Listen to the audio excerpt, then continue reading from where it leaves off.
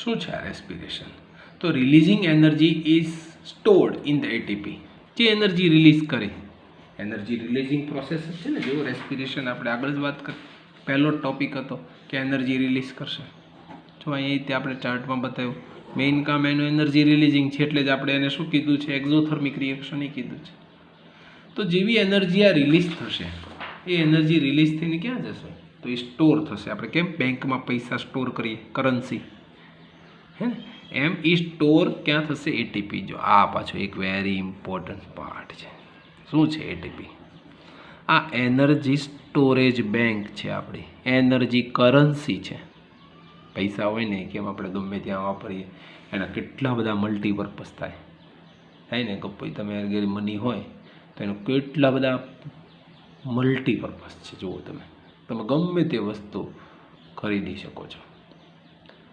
તો એમ આ એટીપી આપણું એનર્જી કરન્સી છે. અને એનર્જીથી આપણે કેટલું કામ કરી શકીએ? એનર્જીથી આપણે રેસ્પિરેશન કરી શકીએ, એનર્જીથી આપણે એક્સક્રિએટરી સિસ્ટમ ડેવલપ કરી શકીએ, એનર્જીથી ડાયજેશન થાય, એબ્સોર્પ્શન થાય. All life process occurring with the presence or with the help of energy. તો એટીપી એનર્જીની બેંક છે, એનર્જીનો મોટો મોલિક્યુલ છે, એનર્જીનું બંડલ છે. ઓકે, એડિનોસાઇન ટ્રાયફોસ્ફેટ છે. એ એટલે એડિનોસાઇન, ટી એટલે ટ્રાય, ટ્રાય એટલે તમને ખબર છે 3, અને ફોસ્ફેટ. આવા 3 ફોસ્ફેટ જ્યારે ભેગા થાય એડિનો સાથે, એડિનોસ એટલે શું છે કે એ ઓર્ગેનિક એટલે કાર્બનિક મટીરિયલ છે, એની સાથે 3 ફોસ્ફેટ જોઈન થઈ જાય એટલે એને કહેવાય એટીપી. ઇન ધ સેલ, સેલની અંદર આ પ્રેઝન્સ છે. શું કામ કરે? એ ફ્યુલ છે પોતે, કેમ આપણે ફ્યુલ પહેરે. અને which use all other activities in the cell. જે કાંઈ એક્ટિવિટી કરવી હોય ને, સેલની અંદર જ બધી એક્ટિવિટી થાય, બધી જ એક્ટિવિટીમાં કામ લાગે. એટલે જ આપણે કંઈ બહુ ઇમ્પોર્ટન્ટ રોલ છે, કરન્સી છે એની એનર્જીની. કેવી રીતે ડેવલપ થાય? આપણે થોડું એટીપીમાં ડીપમાં જઈએ. એ પાછો ટોપિક છે ને મોર ઇન્ફોર્મેશનમાં છે, પણ બહુ મજાનો ટોપિક છે, ઇન્ટરેસ્ટિંગ છે. આપણે તે જાણવાની મજા આવશે. બાયોલોજી આખું એવું છે કે તમે જેટલું જાણીએ ને, એ આપણી બોડીનું ફિઝિયોલોજી છે આખું, which deals with our body. એટલે જેટલું ફિઝિયોલોજી ભણીએ ને એટલી વધારે મજા આવે આપણને. એટીપી ફોર્મેશન કેવી રીતે બને છે એટીપી? તો પહેલાં એડીપી આવે, એમાં એક ફોસ્ફેટ એડ થઈ જાય. ડી એટલે ડાય, યાદ રાખશો આપણે. ડાય એટલે 2 ફોસ્ફેટ હતા, એમાં એક ફોસ્ફેટ એડ થઈ જાય, પણ એમાં એનર્જી જોઈએ. આમ નામ ફોસ્ફેટ એડ ન થાય. અને એને આ એડીપીની સાથે એક ફોસ્ફેટ આવી ગયો અને એટીપી બની જાય. જો પાછું એટીપીમાંથી એડીપી બની જાય, એક ફોસ્ફેટ રિમૂવ કરી નાખીએ તો, બરાબર ને. પણ જ્યારે એડીપીમાંથી એટીપી બનાવવું હોય ત્યારે આપણે એનર્જી જોઈએ. એનર્જી દઈએ તો જ એટીપી બને. ATP is energy currency for the most cellular process. It is the એક નવો વર્ડ છે endothermic process in the cell then uses this ATP. એક એન્ડોથર્મિક રિએક્શનમાં પણ એટીપીનો આપણે યુઝ કરીએ છીએ. એટીપી 30.5 કિલોજૂલ પર મોલ એનર્જી જે છે એ અહીંયા જો આપીએ ત્યારે એટીપી બને, અથવા એટીપીમાં આટલી એનર્જી જો નાખીએ તો એટીપી બની જાય. યુઝીસ ક્યાં એનો યુઝ થાય? આપણે આમ તો બધી એક્ટિવિટીમાં હું કહી જ દીધું છે, પણ તોય જોઈએ. ATP can be use in the cell for the contraction of muscle. મસલનું કોન્ટ્રાક્શન એટલે બધા કામ થાય. કોન્ટ્રાક્શન ઓફ મસલથી જ આપણે બધા જ કામ કરીએ, વોલ્યુન્ટરી કામ બધા કરીએ. પ્રોટીનનું સિન્થેસિસ થાય, આ તો મેઇન રૂલ થઈ ગયો. પ્રોટીન સિન્થેસિસ ને પ્રોટીનનું કામ શું છે? પ્રોટીન બની ગયા તો યાદ કરો પહેલો lecture, nutrients part, importance of nutrients, તમે ટેસ્ટમાં લખ્યું છે. પ્રોટીનનું કામ શું છે? પ્રોટીન કરે બોડી બિલ્ડિંગ મટીરિયલ માટેનું છે, સેલ રિપેરિંગ કરે. અને conduction of the nervous system, nervous impulses છે, નર્વસ ઇમ્પલ્સિસ છે એનું કન્ડક્શનનું કામ કરે. આ એડીપી જે છે એમાં એક ફોસ્ફેટ જો એડ થઈ જાય, એનર્જી આવી જાય એમાં, તો એ બની જાય એટીપી. અને એટીપીમાંથી એક ફોસ્ફેટ જો રિમૂવ થઈ જાય, એક ફોસ્ફેટ, તો એડીપી બની જાય. જો થોડી રિએક્શન આ જો સમજાય જાય ને, થોડો ચાર્ટ જો એડીપીમાં એક ફોસ્ફેટ એડ કર્યો એટલે અહીંયા શું હતું, ડાય ફોસ્ફેટ હતા ને, અહીંયા ડાય એટલે 2, અને અહીંયા શું બની ગયા, ટ્રાય બની ગયા એટલે 3. પણ એ જે ફોસ્ફેટ એડ થાય ને ત્યારે એનર્જી જોઈએ, એનર્જી વગર ફોસ્ફેટ કાંઈ એડ થશે નહીં. જેવી જો એડીપીમાંથી એટીપી બનવું હોય ને તો એનર્જી જોશે, પણ એટીપીમાંથી એડીપી બનવું હશે ને તો કંઈ એનર્જીની જરૂર નહીં પડે. જો એનર્જી ઉલટાની રિલીઝ થશે, અને આ જે રિલીઝિંગ એનર્જી છે ને એ આખી બનવામાં કામ લાગશે, જેમાં એક ફોસ્ફેટ આપણે દૂર કરશું એટલે એડીપી બની જશે. આમ જોઈએ તો એટીપી અને એડીપીનું ફોર્મેશન બહુ ઇઝી છે, એટલે આપણને તરત જ ખબર પડી જશે કે કેવી રીતે કામ થાય છે.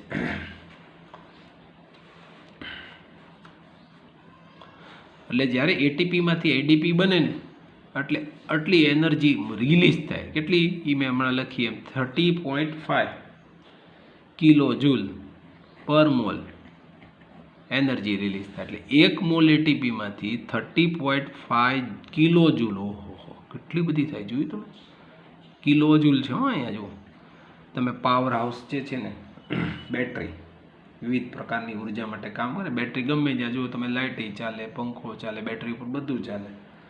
તો એ શું કામ કરે છે તમને ખબર છે? મિકેનિકલ એનર્જી હોય કે કેમિકલ એનર્જી હોય એનું ઇલેક્ટ્રિકલ એનર્જીમાં કન્વર્ઝન કરે. તો આ રીતે એટીપીનું કામ પણ શું છે, એ એટીપીનું કામ પણ આવી રીતે એનર્જી રિલીઝ કરી આ બેટરી છે આપણી, બેટરીનું કામ કરે છે. બેટરી કેટલા ફંક્શન કરે છે, એનર્જી કરન્સી જેવું કામ છે.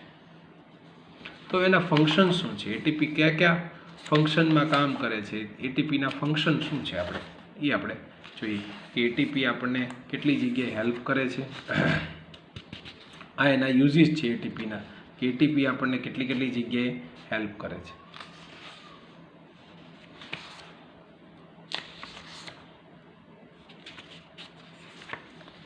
આ એના યુઝિસ, એ એના ફંક્શન છે.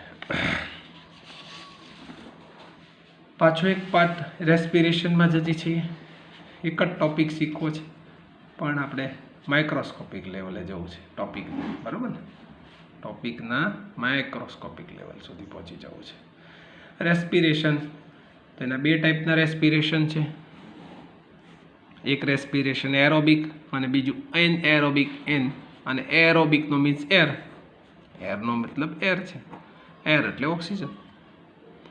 Using air oxygen is called aerobic, અને અન એટલે નો થાય એરનો યુઝ, એટલે વિથઆઉટ યુઝિંગ ઓક્સિજન એને કહેવાય અનએરોબિક રેસ્પિરેશન. પાછું રેસ્પિરેશનનો મેઇન કન્સેપ્ટ શું છે? રેસ્પિરેશનનો ગ્લુકોઝ મોલિક્યુલ જે હોય 6 કાર્બનનું, એ સાયટોપ્લાઝમમાં આખી રિએક્શન થાય જેને ગ્લાયકોલિસિસ કહેવાય. જો આપણે ફૂડ પાર્ટિકલને તોડીને એનર્જી રિલીઝ કરવા સુધી જઈએ છીએ, પણ 2 પાર્ટમાં બને છે. ગ્લાયકોલિસિસનું મિનિંગ એ છે ગ્લુકોઝનું એનાલિસિસ. આ ગ્લુકોઝ એનાલિસિસ એટલે બ્રેકડાઉન, એ સાયટોપ્લાઝમમાં થાય. એટલે એમાંથી પાયરુવિક એસિડ અથવા પાયરુવેટ જે છે એ રિલીઝ થશે. અને જેવું પાયરુવેટ રિલીઝ થશે, પાયરુવેટ એટલે પાયરુવિક એસિડ પણ એને કહેવાય, એ જેવું રિલીઝ થશે એટલે એમાંથી 2 પાર્ટ બની જશે. ગ્લુકોઝ મોલિક્યુલ સાયટોપ્લાઝમમાં બ્રેકડાઉન થયું એટલે ગ્લાયકોલિસિસ, ગ્લુકોઝનું બ્રેકડાઉન, એનાલિસિસ ગ્લુકોઝ એટલે પાયરુવેટ બને, જેને આપણે પાયરુવિક એસિડ પણ કહીએ. એનું ફોર્મ્યુલા ખાલી જસ્ટ ફોર ઇન્ફોર્મેશન માટે છે. 1, 2 અને 3 એટલે આમાં 3 કાર્બન છે. આ કાર્બોક્સિલિક એસિડ છે, આ કીટોન ગ્રુપ છે. આપણે એક ઓર્ગેનિક કેમિસ્ટ્રીની અંદર આનું અમુક લેક્ચર શીખશું ત્યારે વાત કરીશ આ શું છે કાર્બોક્સિલિક એસિડ, ને આ કીટોન છે. એટલે આને આપણે ક્યારેક આ કમ્પાઉન્ડનું બીજું એક નામ છે જેને આપણે પાયરુવિક એસિડ, પાયરુવેટ તો કહીએ, અને કીટોનિક કાર્બોક્સિલિક એસિડ પણ કહેવાય. અત્યારે બહુ ન સમજવું, ખાલી 1, 2 ને 3 કાર્બન છે, પણ યાદ રાખો તો બહુ સારું. Pyruvic એસિડનું formula pyruvate. થોડી વધારાની માહિતીઓ છે બધી, આપણે થોડા ડીપમાં એ જ્યાં જે ટોપિક લેશું ને એને આપણી ડેપ્થ લેશું ને હાઇટ લેશું. એનસીઈઆરટી તો આવી જાય એમાં, પણ એનસીઈઆરટી સિવાયનું એનટીએસસી અને ઓલિમ્પિયાડ આ બંનેની ડેપ્થ અને હાઇટ બે પકડશું. જ્યાં સુધી ટોપિકને ખેંચી શકાય, જ્યાં સુધી તમારું લેવલ છે ને ત્યાં સુધી ટોપિકને ખેંચી જશો. ઓકે, મજા આવશે. ચાલો, પાયરુવિક એસિડ એટલે 3 કાર્બન છે અહીંયા. 3 કાર્બનમાંથી એટલે બની ગયું. શું થયું પહેલું કામ? ગ્લુકોઝમાંથી પાયરુવિક બની ગયું. ચાલો, ગ્લાયકોલિસિસથી. હવે આ પાયરુવેટ જે છે એટલે પાયરુવિક એસિડ, અને જો ઓક્સિજનની પ્રેઝન્સમાં હોય તો એને આપણે એરોબિક રિએક્શન કહીએ, અને વિથઆઉટ ઓક્સિજનની પ્રેઝન્સમાં હોય તો એને એનએરોબિક કહીએ. જો એરોબિક અને એનએરોબિકનો પહેલો પાર્ટ જે છે એ કોમન છે બે માટે. જુઓ, આમાં કોઈ ચેન્જીસ નથી થવાનું. હવે જ પાર્ટ બને છે ઓક્સિજન જો આવી જાય અંદર, ગ્લુકોઝ મોલિક્યુલમાંથી પાયરુવેટ બને ત્યાં સુધીનો પાર્ટ તો સાવ કોમન જ છે, બંને માટે કોમન છે. પણ એમાંથી જો એરોબિક રિએક્શન થાય, માઇટોકોન્ડ્રિયામાં રિએક્શન થાય, કેપ સાયકલથી થાય, કેપ આખી સાયકલ છે મોટું, અને પછી આખું પાયરુવેટમાંથી કાર્બન ડાયોક્સાઇડ, વોટર અને 38 એટીપી. યાદ કરો, એક એટીપીનો મોલિક્યુલ હતો ને આપણને 30.5 કિલો જૂલ એનર્જી આપતો હતો. આ તો કેટલા થયા? જો 38 એટીપી રિલીઝ કરે, પણ ક્યારે? એરોબિક હોય તો. કેપ સાયકલથી આખી રિએક્શનની બિગ પ્રોસેસ શરૂ થાય. તમે 10+2 સ્ટાન્ડર્ડમાં બધી વાત કેપ સાયકલની શીખવાની છે. પણ માનો કે ઓક્સિજન ન હોય, કેટલાક બેક્ટેરિયા છે, ફંજાઈ છે, આપણા મસલમાં કેટલાક એવા સેલ છે જે એનએરોબિક રેસ્પિરેશન કરે છે.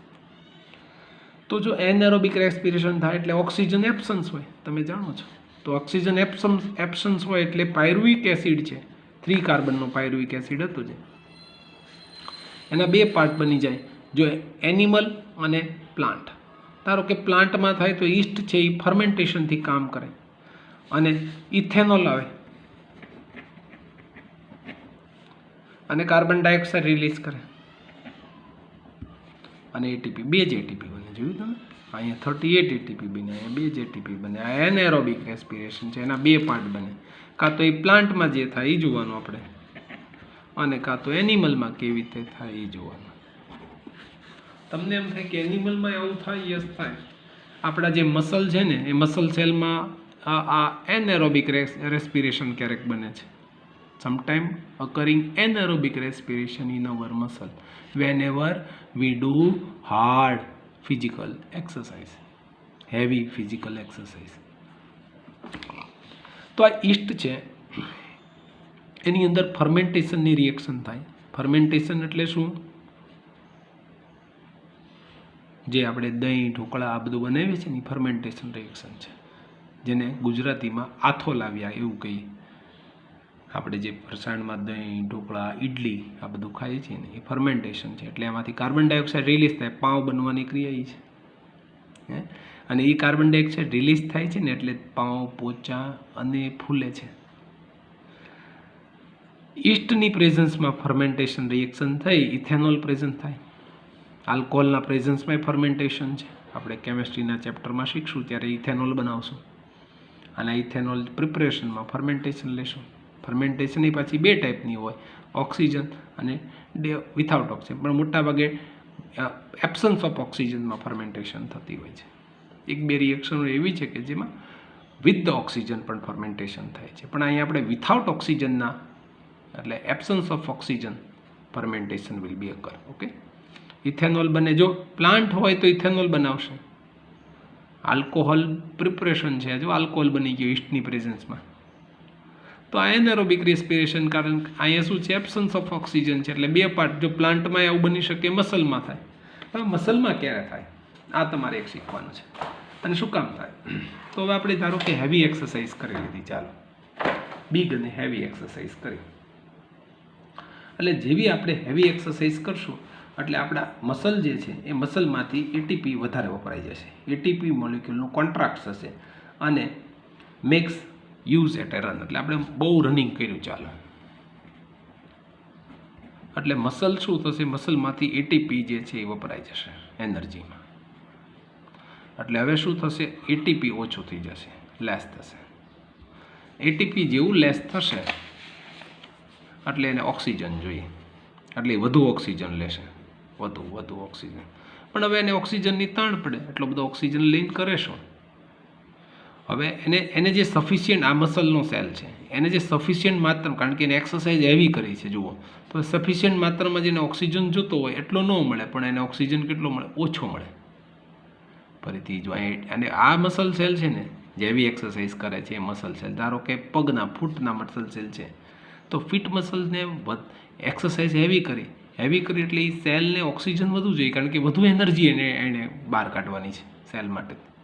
તો વધુ એનર્જી તો બહાર કાઢે છે, પણ એને ઓક્સિજન કોઈ આપતું નથી એટલો. એને સફિશિયન્ટ એને ઇનફ પ્રોપોર્શનમાં ઓક્સિજન મળવાનો છે, એની બદલે એને વધુ ઓક્સિજનની જરૂર પડે. એટલે ઓક્સિજન છે એ એના માટે એબ્સન્ટ થઈ જાય, કારણ કે એને જોતો તો એટલો ઓક્સિજન તો મળી ગયો, હવે નહીં મળે નહીં. એટલે એબ્સન્સ ઓફ ઓક્સિજન થાય, અને એબ્સન્સ ઓફ ઓક્સિજન થાય એટલે લેક્ટિક એસિડ બને. અને જેવું લેક્ટિક એસિડ બને તો પાછું આનું ફોર્મ્યુલા જોવું છે ને, લેક્ટિક એસિડ શું છે એ ભૂલી નહીં જતા. CH આ કાર્બોક્સિલિક એસિડ છે અને અહીંયા હોય છે આ લેક્ટિક એસિડ છે. એટલે જેવું લેક્ટિક એસિડ બને અને આ લેક્ટિક એસિડ છે ને થાક લાગે, અને થાક લાગે એટલે આપણે આરામ કરીએ એટલે પાછો સેલને જોતો તો એટલો ઓક્સિજન મળતો જાય, અને પછી આપણે રિલેક્સ થઈ જઈએ.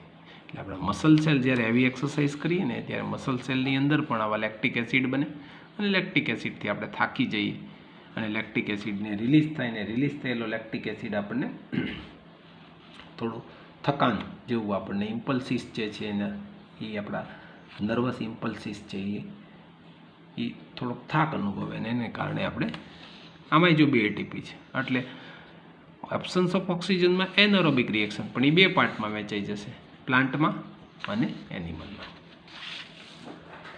હવે 2 વચ્ચે શું ડિફરન્સ છે, એરોબિક અને એનએરોબિક?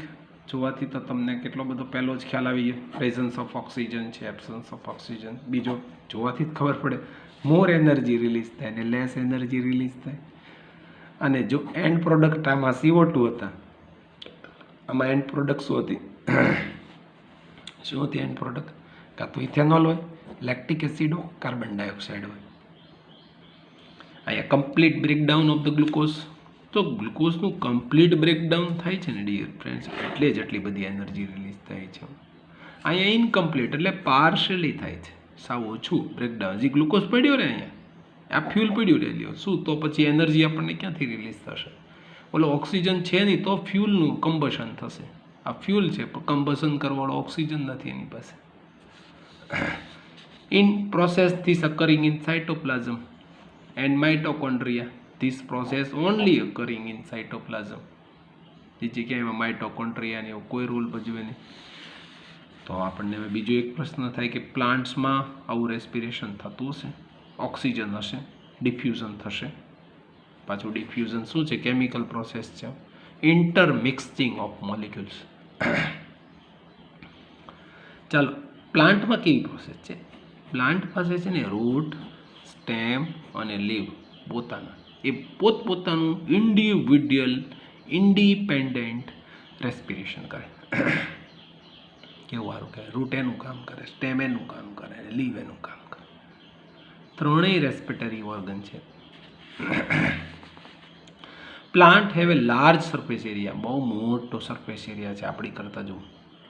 એટલે in comparison to the other volume, plant પાસે બિગ સરફેસ એરિયા છે એટલે ડિફ્યુઝન પ્રોસેસ ફાસ્ટ થશે. જેમ સરફેસ એરિયા વધારે હોય તો supply all the cell of the plants with the much oxygen as they need. જેને ઓક્સિજન જોતો છે એના કરતાં એને વધારે મળશે, કારણ કે ત્રણેય પોતાના ઓક્સિજન લાવે છે. હવે આપણી પાસે તો એક લંગ્સ જ છે, એ ઓક્સિજન લાવે બજાર આખા શરીરને પહોંચાડે. લંગ્સ ન હોય તો આજે અત્યારે કેવું કોરોના છે, લંગ્સમાં ઓક્સિજન ન પહોંચે ને બધે ન જાય, એને આ વાયરસ કોરોના છે ને સીધો લંગ્સ ઉપર ઇફેક્ટ કરે. એટલે આપણે જે ઓક્સિજન સપ્લાયિંગ છે ને ત્યાં બજારને હ્યુમન બિંગ્સને તકલીફ પાડી. હજુ આપણી પાસે બીજું કોઈક રેસ્પિરેટરી ઓર્ગન હોત ને તો વાયરસ છે એ કામ ન કરે.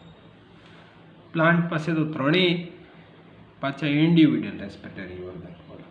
કેવું સારું કામ છે. એટલે એને ડિફ્યુઝનની પ્રોસેસ જે છે આપણી કરતાં વધારે ઓક્સિજન મળે. તો પ્લાન્ટ અને એનિમલ્સ આ બંનેમાં કેમ ડિફર પડે ઓક્સિજન, અથવા રેસ્પિરેટરી ઓર્ગન રેસ્પિરેશન કેવી રીતે ડિફર થાય, કેવી રીતે પ્લાન્ટમાં અને એનિમલમાં? તો in plant root stem leaves individually respiration થાય ને આપણામાં આવું ન થાય. આપણામાં તો એક લંગ્સ જ છે, આ કામ કરે. પ્લાન્ટની અંદર જે ગેસિયસ એક્સચેન્જ છે, ધારો કે ઓક્સિજન એને લઈ લીધું ચાલો પ્લાન્ટે, પણ પછી લિટલ ટ્રાન્સપોર્ટેશન થાય. આ એક તકલીફ છે ને ઓફ ધ ગેસિયસ એક્સચેન્જ. આપણે જે છે ને ગેસિયસ આની પ્રોસેસ છે ને ટ્રાન્સપોર્ટેશનની પ્રોસેસ એ ડિફ્યુઝન છે, એટલે તકલીફ છે. ડિફ્યુઝન એટલે શું ખબર છે? ગુજરાતીમાં એને પ્રસરણ કહીએ. એક એક્ઝામ્પલ આપું તમને ડિફ્યુઝનનું. આપણે પાણી છે એની અંદર ઇંકનું એક ટીપું નાખીએ એટલે આખામાં પ્રસરી જાય ને એને ડિફ્યુઝન કહેવાય. આમ જોઈએ તો inter mixing of the molecules એને ડિફ્યુઝન પ્રોસેસ કહેવાય. તો આ ડિફ્યુઝનથી ઓક્સિજન ટ્રાન્સપોર્ટ થાય. ડિફ્યુઝનથી જ્યારે ઓક્સિજન ટ્રાન્સપોર્ટ થાય ને અથવા ગેસિયસ ટ્રાન્સપોર્ટ થાય ને વાર બહુ લાગે. હાવ ધીમો જાય ને ઓછો જાય, બે છે. જો ફરીથી બે શબ્દ યાદ રાખજો. લિટલ એટલે ઓછો જશે અને સ્લો એટલે ધીમે જશે. આપણી કરતાં એનિમલમાં શું છે? ફાસ્ટ થશે, ફાસ્ટ થશે. જ્યારે પ્લાન્ટમાં શું થશે? લિટલ થશે, લિટલ ઓછો જશે. જ્યારે આપણામાં મોર જશે. આ બેમાં આ ડિફરન્સ છે. વર્ડ્સ પકડજો. Little transport of gaseous exchange rather than animal એમ બોલવાનું છે, અને slow rate of the diffusion or the respiration rather than animal. એનિમલમાં ફાસ્ટ થાય. હવે કેમ એનિમલમાં ફાસ્ટ થાય? પાછો પ્રશ્ન થાય. મેં તમને પહેલાં કીધું બાયોલોજીમાં જેમ ક્વેશ્ચન એટલે મજા આવે. કેમ ફાસ્ટ થશે? અહીંયા ડિફ્યુઝન પ્રોસેસ છે, પણ અહીંયા ડિફ્યુઝન નથી. આમાં શું છે? મેઇન આપણી પાસે બ્લડ છે. જો આની પાસે બ્લડ હોત ને પ્લાન્ટ પાસે તો ડિફ્યુઝન ન કરત. આપણે બ્લડ છે અને બ્લડ છે એટલે આપણે ડિફ્યુઝન પ્રોસેસ ન કરીએ, આપણે ટ્રાન્સપોર્ટેશન કરીએ. બ્લડને આપી દઈએ, જાતું પહોંચાડી દે બધી જ જગ્યાએ. આની આપણે આ જ લેસનમાં ટ્રાન્સપોર્ટેશન કેમ થાય છે ફૂડ અને વોટરનું એ બે જોશું. જો આપણે ડિફ્યુઝન થતું હોય ને, તમને એક થોડી અમેઝિંગ થોટ્સ કહો. આપણામાં ડિફ્યુઝન થતું હોય ને ઓક્સિજન ને કાર્બન ડાયોક્સાઇડનું, તો લંગ્સથી પગના અંગૂઠા સુધી જો ઓક્સિજન ડિફ્યુઝનથી પ્રોસે ને તો વર્ષો લાગી જાય. બોલો, વર્ષો લાગી જાય. ડિફ્યુઝન પ્રોસેસ થાય એટલે જ કહીએ છીએ કે આપણામાં બ્લડ એવો રોલ ભજવે, એવું રોલ છે એનો કે વાત ન કરો. બધું જ લઈ જાય, બધું ટ્રાન્સપોર્ટેશન કરી નાખે. હવે ઇન એનિમલ, એમાં કેટલાક એનિમલ પાછી દરેક એનિમલ પાસે જુદા જુદા રેસ્પિરેટરી ઓર્ગન છે. આપણી પાસે લંગ્સ છે. તો જે યુનિસેલ્યુલર એનિમલ છે લાઈક એમીબા, આ યુનિસેલ્યુલર ઓર્ગેનિઝમ છે. તો એની પાસે અમીબા પાસે શું છે? સેલ મેમ્બ્રેન છે. અને અર્થવોર્મ છે, અળસિયું, એની પાસે સ્કિન છે. જે ઓર્ગન છે ને મોસ્ટ હોય ને, મોસ્ટ ભીનું ચીકણું, ડાયરેક્ટ કોન્ટેક્ટ વિથ એર, નીચે બ્લડ કેપિલરીઝ બધું જ હોય ને, તો એ ઓર્ગનને રેસ્પિરેટરી કહી દેવાનું, આપી દેવાનું. ચાલ ભાઈ તારું રેસ્પિરેટરી કરજે તમ તારે. તો અહીંયા પાછો એક પ્રશ્ન થાય, આપણે કેમ લંગ્સ છે, સ્કિનને કેમ ન આપ્યું? ચાલો કહેશો, કેમ લંગ્સને રેસ્પિરેટરી આપી દીધું, સ્કિનને કેમ ન આપ્યું? હાર્ડ મટીરિયલ છે થોડું, એટલા માટે. ફિશ, પ્રોન્સ, એની પાસે ગિલ્સ છે, આ બધું જાણો છો. પણ એક ઇન્સેક્ટ છે ને એની પાસે ટ્રકિયા છે.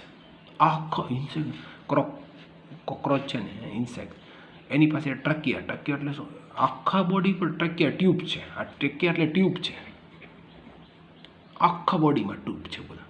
એટલે સીધું રેસ્પિરેટરી કરે, ઉપરથી ઓક્સિજન લે ને આખા બોડીમાં. આપણે કેમ સ્કિન છે જેવું કામ છે, બધે રેસ્પિરેટરી ટ્યુબ છે આખી સ્કિન ઉપર જ, નીચેના પાર્ટમાં, જેને ટ્રેકિયા કહેવાય. એક નથી, કેટલી બધી ટ્રકિયા છે એનામાં. અને મેન, બર્ડ અને ડોગ ને લિઝાર્ડ, ગરોળી લંગ્સ આપ્યા છે આપણને. સ્કિન આપી દીધું જ ને ભગવાને તો સારું થઈ જતું. આ બધા વાયરસ છે ને આને અસર ન કરે. એક માઇન્ડ રેસ્પિરેટરી ઓર્ગન, અને સીધી ઇફેક્ટ ગમે એ કામ જુઓ ને તો આની ઉપર થાય. એટલે આને પ્રોટેક્ટ કરવાનું, આનું બહુ ધ્યાન રાખવાનું. ક્યારે સ્મોકિંગ છે, કોઈ એવી હાર્મફુલ થાય એવી કોઈ એક્ટિવિટીઝ નહીં કરવાની. કારણ કે એક જ રેસ્પિરેટરી ઓર્ગન લ્યો લંગ્સ, આને કંઈક ઈજા થાય, તકલીફ પડે તો શું થાય આપણું? ફ્રોગની પાસે બે આપ્યા છે, લંગ્સ ને સ્કિન. પાછું અહીં એક ક્વેશ્ચન, એ લંગ્સથી કરે સ્કિનથી વધારે કરે? અને વાય. તમને ખબર ફ્રોગ કાંઈ મોટા ભાગના સમય ક્યાં હોય? જમીનની અંદર હોય, એટલે એ સ્કિનથી વધારે કરે. લંગ્સ એને ઓછા વાપરે એ લોકો. અને તમે જો ડેટકો મોટા ભાગે મોઢું ખુલ્લું રાખીને કામ કરતો હોય. હવે રેસ્પિરેટરી ઓર્ગન છે, એ રેસ્પિરેટરી ઓર્ગનની પાસે કેવી કેરેક્ટર હોવું જોઈએ? કેવા ઓર્ગન છે ને રેસ્પિરેટરી કહેશું આપણે? ઓર્ગન એ સ્પેશિયલ હોવા જોઈએ ને, તો આપણે રેસ્પિરેટરી કહેવામાં આપણને હેલું પડે. તો કેવા ઓર્ગન છે, એની કેરેક્ટરિસ્ટિક્સ કેવી છે, તો આપણે રેસ્પિરેટરી ઓર્ગન તરીકે આપણે એને લેબલ કરી દઈએ. ચાલ ભાઈ, તારે આ કામ કરવાનું. હવે પછી મને પૂછવા નહીં આવવાનું. પણ ભગવાને આપણને એવા ઓર્ગન અથવા એવા એનિમલને એવા ઓર્ગન જ આપ્યા કે એની પાસે આવી કેરેક્ટરિસ્ટિક્સ હોવી જોઈએ. તો પહેલી એક લાર્જ સરફેસ એરિયા હોવો જોઈએ. જો આપણા લંગ્સને જ પકડીએ, ચાલો એના એક્ઝામ્પલથી લઈએ તો લાર્જ સરફેસ એરિયા છે. કેમ છે લાર્જ સરફેસ એરિયા? આપણે રેસ્પિરેટરી સિસ્ટમ છે ને નવા લેક્ચરમાં શીખ્યું તો હું તમને કહીશ, આ જ વાત કરીશ કે એનો સરફેસ એરિયા કેમ બિગ છે, કેમ છે એ ટોપિકની આપણે ડિસ્કશન કરશું, બહુ ડીપમાં કરશું.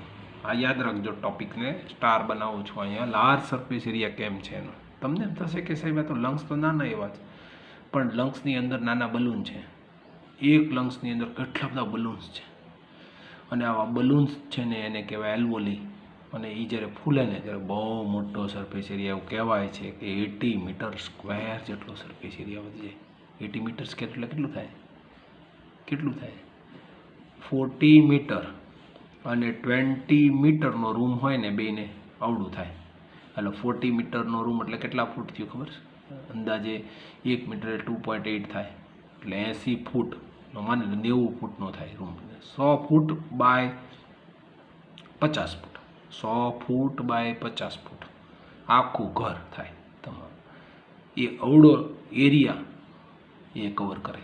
જ્યારે એ ફૂલે ને, જ્યારે આપણે ઇન્હેલ કરીએ ને, ત્યારે કેટલો લાર્જ સરફેસ એરિયા થયો, એટલે ઇનફ ઓક્સિજન ટ્રાવેલ થાય. બીજું, એ થીન હોવા જોઈએ એની વોલ સાવ.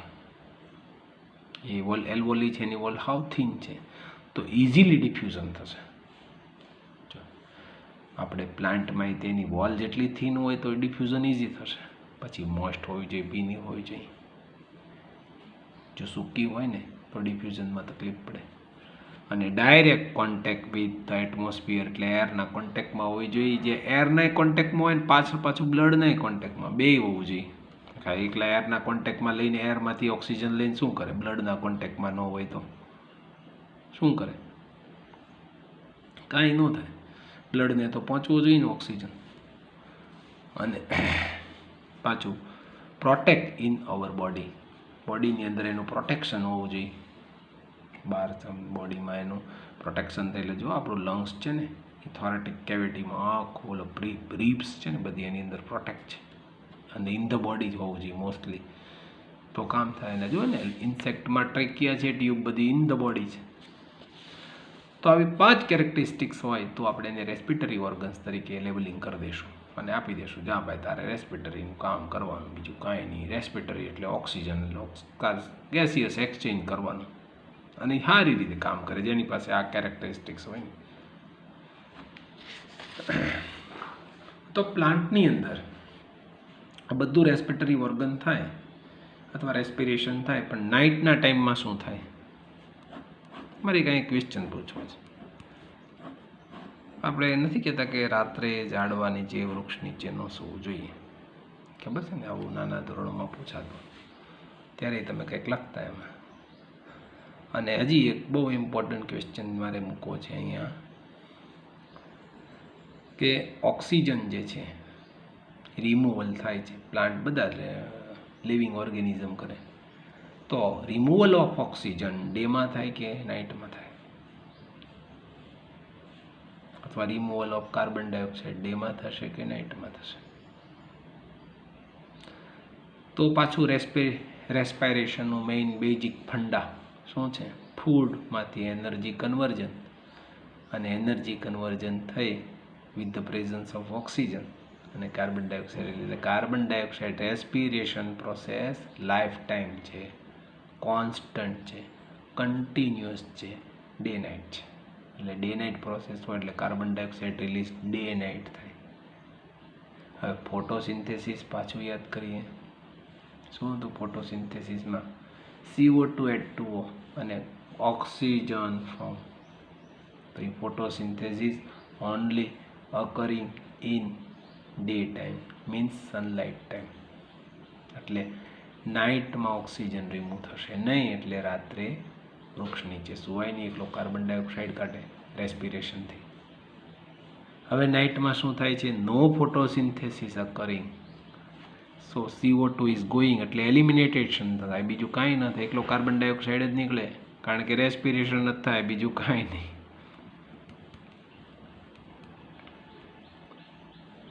અને મેઇન એક્ટિવિટી એની major activity CO2 going, CO2 એલિમિનેશનની જ થાય.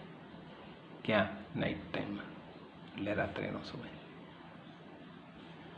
જ્યારે ડે ટાઈમમાં પ્લાન્ટ જે છે એ કાર્બન ડાયોક્સાઇડ જનરેટ કરે રેસ્પિરેશનથી. હાલો, એને કાર્બન ડાયોક્સાઇડ બહાર કાઢ્યો રેસ્પિરેશનથી. એ પાછો એ જ કાર્બન ડાયોક્સાઇડનો યુઝ થઈ જાય ફોટોસિન્થેસિસ. યાદ છે ને ફોટોસિન્થેસિસ? ભૂલી ના જતા. ગ્લુકોઝ બનાવે અને શું રિલીઝ કરે? ઓક્સિજન. આ ઓક્સિજન રિલીઝિંગનું કામ મેજર એક્ટિવિટી બની જાય. ક્યારે? ડે ટાઈમમાં. જેટલો કાર્બન ડાયોક્સાઇડ જનરેટ થયો ને એટલો જ કાર્બન ડાયોક્સાઇડ છે ને એ ફોટોસિન્થેસિસમાં વપરાય જાય. એટલે આપણું કામ બેલેન્સિંગનું કાર્બન ડાયોક્સાઇડ. એટલે મેજર એક્ટિવિટી ડે ટાઈમમાં શું થશે? ઓક્સિજન રિલીઝિંગની. અને નાઇટ ટાઈમમાં શું થશે? કાર્બન ડાયોક્સાઇડ રિલીઝિંગની મેજર એક્ટિવિટી થશે. એટલે જ આપણે રાત્રે વૃક્ષ નીચે સુવાય નહીં. હવે એનિમલ અને પ્લાન્ટમાં રેસ્પિરેટરી સિસ્ટમ અથવા કેટલાક એનિમલ છે, એનિમલના કેટલાય ટાઈપ છે ને, આપણે ક્લાસિફિકેશન ઓફ એનિમલ તમે જોયું છે. એ એનિમલ છે એ કેટલાક ટાઈપનું રેસ્પિરેશન કરે છે. અને બધા એનિમલ જુદું જુદું કરે, કારણ કે લેન્ડ ઉપર રહેનારાને આપણે ટેરેસ્ટ્રીયલ એનિમલ કહીએ, બ્રીથિંગ કરે, ઓક્સિજન કરે અને એટમોસ્ફિયરમાંથી લઈ લે ઓક્સિજન. તો ઇઝીલી છે, આપણે બધા જ કામ કરીએ લંગ્સથી. પણ જરાક એક્વાટિક એનિમલ શું કરે? એ કે ઓક્સિજન લેવા માટે આવે ન આવે, તો એને શું કરવું પડે? ડિઝોલ્વિંગ વોટરમાં ઓક્સિજન ડિઝોલ્વ છે એ લેવું પડે એને. But fairly low compared to that the atmospheric oxygen in air. આપણે જે ઓક્સિજન લઈએ ને એની કરતાં આ લોકો ઓછો ઓક્સિજન લઈએ, કારણ કે ડિઝોલ્વિંગ ઓક્સિજન. જો ને ફિશને યાદ કરો, મોઢું ખોલે અને પછી પાણી લઈને ગિલ્સમાં નાખે અને ગિલ્સમાંથી ઓક્સિજન લઈને બહાર કાઢે. એટલે આપણી કરતાં તો ઓછો ઓક્સિજન લે, કારણ કે પાણીમાં ડિઝોલ્વિંગ ઓક્સિજન લેવું એને બહુ અઘરો પડે. હવે એક બીજું તમને મજા આવી વાત કરવું. અહીંયા એક વેલનું નામ સાંભળ્યું છે ને? આ ફિશ નથી, તમને ખબર છે? 9th સ્ટાન્ડર્ડમાં બરાબર શીખ્યા હો. 9th સ્ટાન્ડર્ડ તો મજાનું છે. 9th ઇક્વિવેલન્ટ 11 છે. અને અહીંયા મને કામ લાગશે કેટલી જગ્યાએ. હું વારાઘડીએ 9th સ્ટાન્ડર્ડને તમને રિપીટ કરાવીશ. અહીંયા બેઝિક એ કરાવીશ ને હાઇટ લઈ જઈશ. બે કામ કરવાના છે, બે સેગમેન્ટને પકડવાના છે. વેલ શું છે? ફિશ છે કે મેમલ્સ છે? એની પાસે લંગ્સ છે, એની પાસે ગિલ્સ નથી. ખબર છે ને? આની પાસે ગિલ્સ નથી, એની પાસે લંગ્સ છે, એટલે જ આપણે એને મેમલ્સ. અને મેમલ્સ છે ને લંગ્સ છે, તો હવે તમને એમ થાય છે પાણીમાં રહે છે, તો પાણીમાંથી ઓક્સિજન ના એવરી 1 hour 2 hour સુધી રેસ્પિરેટરી પકડી રાખે, ઓક્સિજન લઈ લે. ક્યારે બહાર આવે ને પાણીમાંથી હવામાં આવે એટલે બધો ઓક્સિજન લઈ લે, ઇન્ટેક કરી લે અને લંગ્સમાં કામ કરે. એટલે જ આપણે એને ક્યાં મૂક્યા છે? મેમલ્સમાં મૂકી દીધી છે વેલને. જાજો ટાઈમ ઓક્સિજન પકડી રાખે, પાછું આવે પાણીમાં. ડોલ્ફિન જુઓ ને, પાણીમાં બહાર આવે ઓક્સિજન લેવા, ઓક્સિજન લઈને પાછું લંગ્સથી લઈને અંદર બી જાય. મેમલ્સમાં આ કામ થાય. એટલે વેલ છે ને એટલે મેમલ્સમાં મૂકી છે ને, ફિશ નથી, કારણ કે ગિલ નથી એની પાસે. ચાલો, હવે મજા આવી, ઇન્ટરેસ્ટિંગ વાતો આપણે એવી કરતા જશું. બરાબર? ચાલો, રેટ ઓફ ધ બ્રીથિંગ ટેરેસ્ટ્રીયલને આપણે બેની કમ્પેર જ કરીએ છીએ, ટેરેસ્ટ્રીયલ ને એક્વાટિક. પહેલાં આપણે પ્લાન્ટ એનિમલની કરી, હવે એનિમલને એનિમલ સાથે કરીએ છીએ. ટેરેસ્ટ્રીયલની સાથે લેન્ડ એનિમલ સાથે aquatic animal. Rate of breathing much faster than terrestrial organism. પણ એનો રેટ ફાસ્ટર છે, લેવાનો રેટ. જેમ રેટ વધારે ફાસ્ટર હોય ને આયુષ્ય ઓછું હોય. ફિશમાં માઉથ આવે, માઉથમાં વોટર લે, વોટરમાં ગિલ્સમાં મોકલે ને ગિલ્સમાંથી બ્લડમાં જાય ઓક્સિજન. આમ જોઈએ તો ફિશમાં છે ને વન વે છે. 2 ચેમ્બર હાર્ટ છે.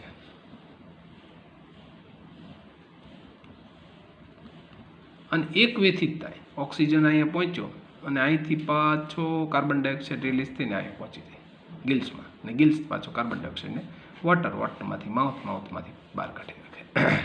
વન વે પ્રોસેસ છે. આપણામાં 2 વે છે. આપણે જ્યારે હાર્ટને ચેક કરશું ને ત્યારે આપણે જોઈશું 2 વે પ્રોસેસ. હવે બે મેઇન આપણે ખૂબ શીખ્યા, ફોટોસિન્થેસિસ ને રેસ્પિરેશન. પાછા એક આઉટલુક ઓવરવ્યૂના ટોપિકમાં આવી જઈ. બેમાં શું ડિફરન્સ છે, બેમાં શું શું કામ થયું છે. ફોટોસિન્થેસિસમાં બેઝિક ફંક્શન છે લાઇટ એનર્જીમાંથી કેમિકલ એનર્જી બને. આ ફૂડ છે કેમિકલ એનર્જી એટલે. અને બીજું રેસ્પિરેટરી સિસ્ટમમાં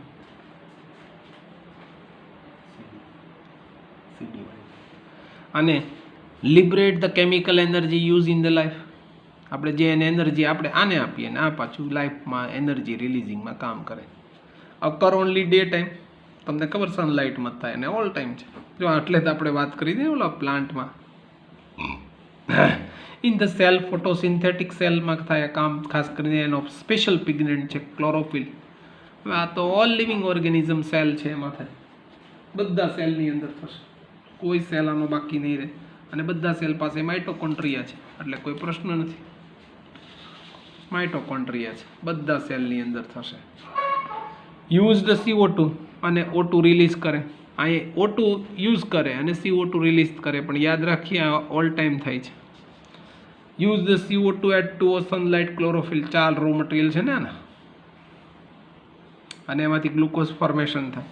હવે આ ગ્લુકોઝ બનાવ્યું આ લઈ, અને એમાંથી પાછું કાર્બન ડાયોક્સાઇડ અને વોટર જે છે એ આમાં ઇમ્પોર્ટન્ટ રોલ ભજવે. આમ જોઈએ તો હજી એક ડિફરન્સ તમે લખી શકો, photosynthesis occurring in a only green plants અને all living organism. All type of living organism ને જેની પાસે સિન્થેટિક મટીરિયલ હોય એ જ આ કામ કરી શકે, બીજું કોઈ આ કામ કરે નહીં. એટલે આવી રીતે આપણે રેસ્પિરેશન કેમ થાય, એના 2 ટાઈપ કયા છે, અને રેસ્પિરેશન પ્લાન્ટ અને એનિમલમાં કેમ ડિફર છે, ઓર એનિમલ ને એનિમલમાં કેમ ડિફર છે એની આપણે વાત કરી. હવે આપણે એવું જોવું છે કે એનિમલ્સની સાથે પ્લાન્ટની સાથે એનિમલ કેવી રીતે ડિફર થાય છે, અને ડિફર થઈ અને રેસ્પિરેશન ને ફોટોસિન્થેસિસના બેઝિક કયા કયા છે, જેને કારણે આપણે આ ડિફ્યુઝન પ્રોસેસને ચેક કરીએ છીએ. તો આપણે નેક્સ્ટ લેક્ચરની અંદર આપણે જોવું છે કે રેસ્પિરેશન જે થાય છે એ રેસ્પિરેશન હ્યુમન બીંગ્સમાં કેવી રીતે થાય છે, એટલે કે રેસ્પિટરી એનું ઓર્ગન્સ અને રેસ્પિટરી સિસ્ટમ કેવી છે એની આપણે ચેક કરશું કે રેસ્પિટરી સિસ્ટમમાં આવું કામ થાય છે, અને આ આટલા કેમ ડાયજેસ્ટિવ સિસ્ટમમાં આટલા ઓર્ગન્સ હતા, એવી જ રીતે રેસ્પિટરી સિસ્ટમમાં કેટલા અને કયા ઓર્ગન છે એનું આપણે નેક્સ્ટ લેક્ચરની અંદર ડિસ્કશન અને ડેપ્થ ડિસ્કશન કરવાની છે.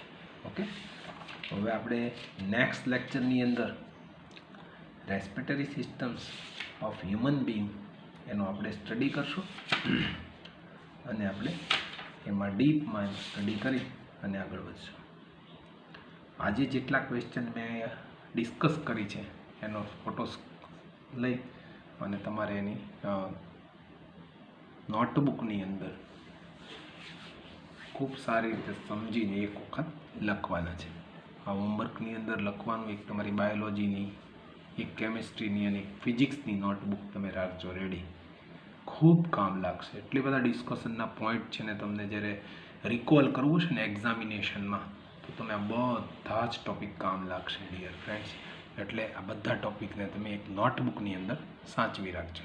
Okay, thank you very much. Next લેક્ચરમાં મળીએ, પણ એક તમારી હોમવર્કની નોટબુક, આમ તો તમારી સ્માર્ટ બુક એક સાચવીને રાખજો. આપણે જ્યારે મળશું ત્યારે નોટબુક ચેક કરશું. ઓકે.